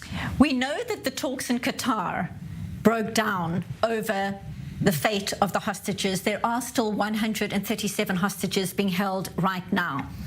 Which entity or which nation is best placed right now to put real pressure on Doha to make this work? Or is it a case now of turning to the ground operation, the fighting will continue, and separately the hostage deal will have to be renegotiated somewhere else or somehow else? The only nation that could put pressure on Doha, I think, is the United States, and they have, to their big credit here, done that very effectively just before the truce broke down. I think the United States played a critical role in enabling Israeli hostages to come home. But going forward, I think the dynamics are changing. We're seeing Yahya Sinwar and Mohammed Deif, the Hamas leadership, dig in. They seem to still be very enthralled, by what they would consider their achievements, this distorted image of achievements of October 7th, and they think that with enough time, Israel will face international pressure to dial back its war efforts, and that they'll somehow survive as a leadership. So therefore, I think the diplomatic route of applying pressure on Hamas is starting to phase out, it's starting to fizzle, and now things are going to be much more determined by the military situation on the ground. The more Hamas is cornered, I think the more open it will be to deals, and if not, if the leadership is destroyed, then Israel might be able to strike deals locally with hostage holders without going through this lengthy loop, Qatar, the Hamas leadership, the international community, but simply offering deals, perhaps to hostage holders locally, saying you can have free passage out if you let go of these hostages, and that would be a much simpler affair. And there's also, of course, the option of military rescue operations, much more risky, but very much on the table. And certainly very complicated as well. Yaakov, stay with us. We've got more to unpack. But right now, international organizations are not popular in Israel, as we were discussing earlier on in this broadcast. Nonetheless, out of their search for justice, the Hostages and Missing Families Forum invited the chief prosecutor of the International Criminal Court to Israel to get him to investigate the massacres and abductions on the 7th of October, which all raise the question of how Israel should respond to involvement by the ICC. Our senior diplomatic correspondent Owen Alterman has more in this report. The test for the court looks unavoidable, and the Israeli-Palestinian conflict is eventually heading here, to the International Criminal Court in The Hague, where the massacres of October 7th and the war that followed look set to cross the threshold and someday come into the courtroom. If the International Criminal Court does not act against Hamas, no one will. Who will act against them? The Palestinian Authority who endorses them? The Hamas regime in Gaza?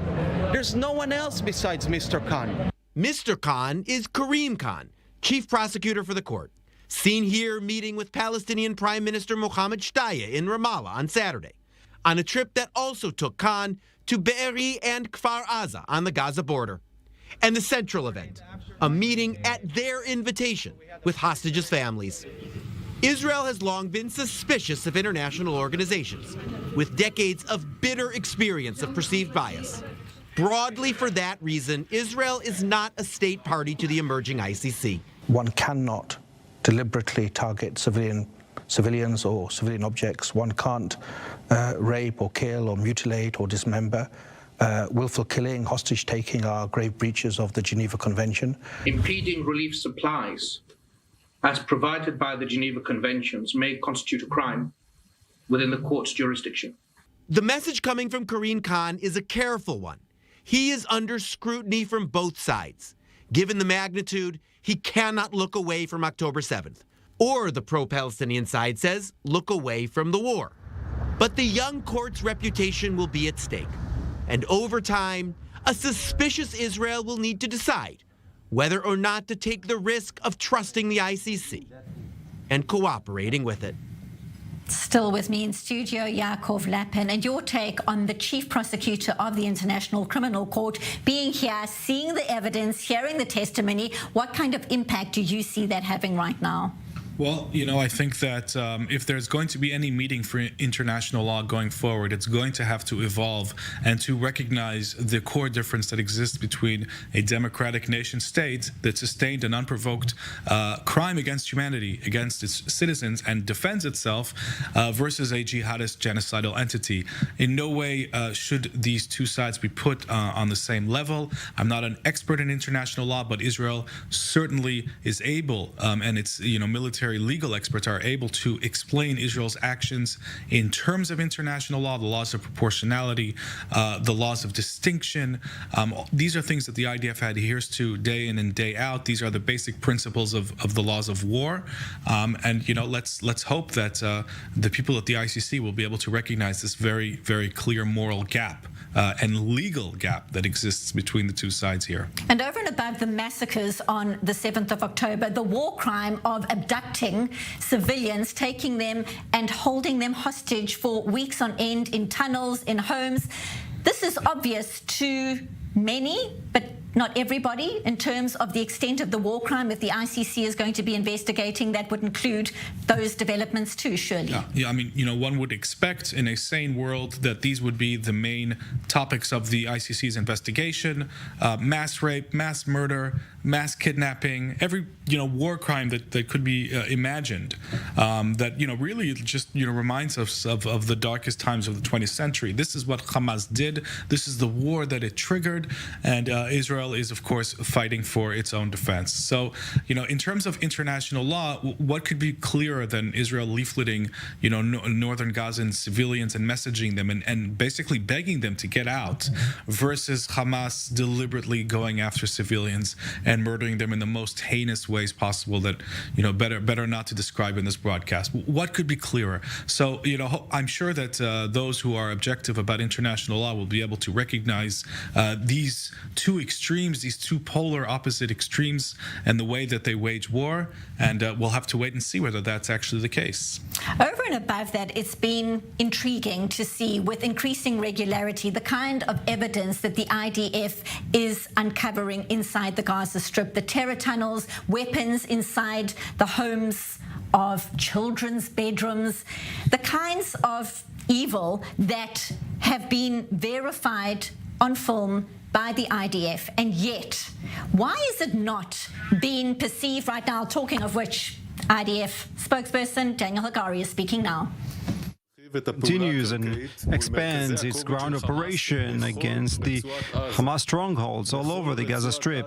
All over the Gaza Strip, whenever there is a Hamas stronghold, the IDF operates. The forces are fighting face-to-face against the terrorists and eliminating them. The Chief of Staff held a security assessment with the head of the Air Force and emphasized the strong cooperation with the Air Force, both with eliminating Hamas tunnels and terror launching sites.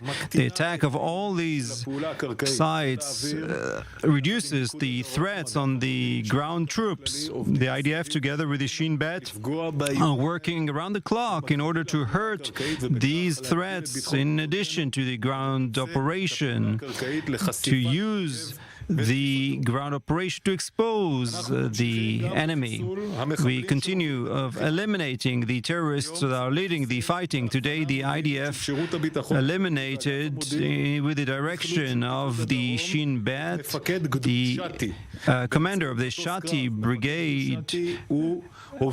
He led the fighting in the recent month near the Shati area. Under him, terrorists infiltrated Israel on October 7th.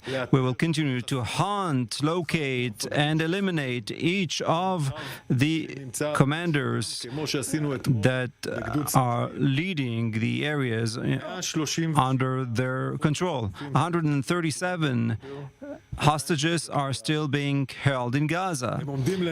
These stand in front of our eyes all the time. It is important for you to know we hold an intelligence and operational assessment around the clock. It happens under Nitzan Alon of the IDF that has received the support of the Chief of Staff together with the Mossad and the Shin Bet.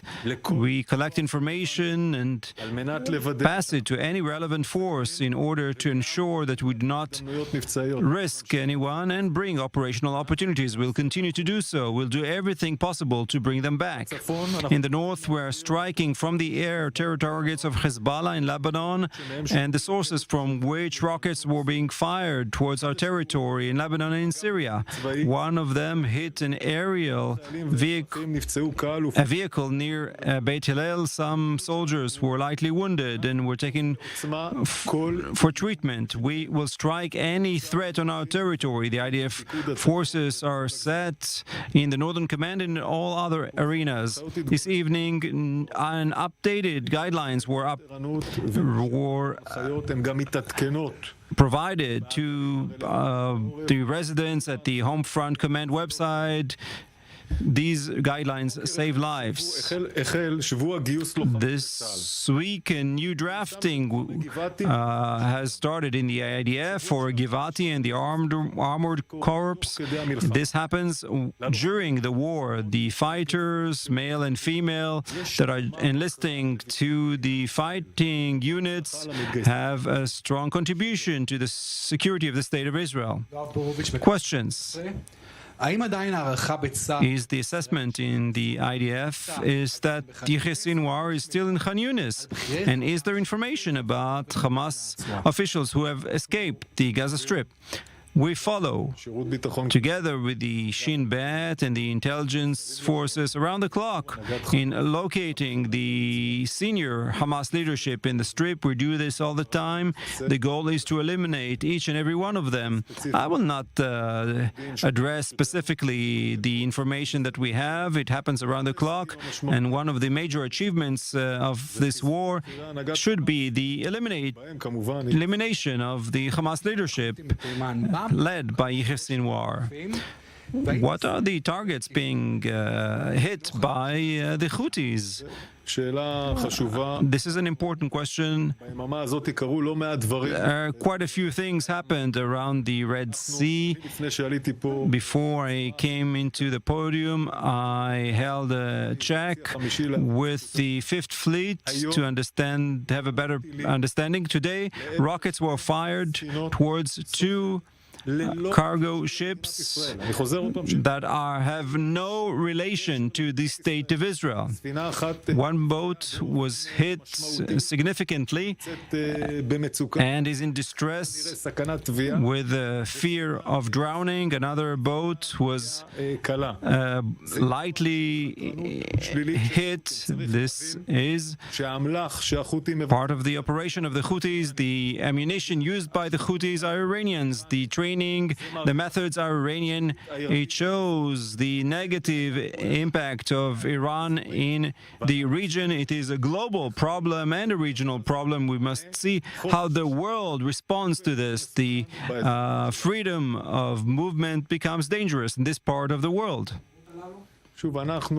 We follow the threats on the state of Israel. Over the threats, we collect information and we examine all the abilities. We will respond in the right time and place. Thank you. IDF spokesperson Daniel Hagari delivering his daily briefing, day 58 of the war, and we don't have much time left, but Yaakov Lapin, what stood out for you? Many questions that we've discussed as well, including where is Yahya Sinwar right now? Right, and of course, you know, they're not going to go into their tactical operational details, but clearly the IDF is balancing many dilemmas here. It's continuing to monitor the hostage situation. It's proceeding into southern Gaza in its ground offensive, and it's going after Hamas's leadership. It's doing all of these things at the same time. It's a huge effort, and, you know, I think we're seeing the tip of the iceberg. What Admiral Hagari can share with the public is that the IDF, you know, is proceeding full steam ahead while keeping all of those other dilemmas in mind as it does.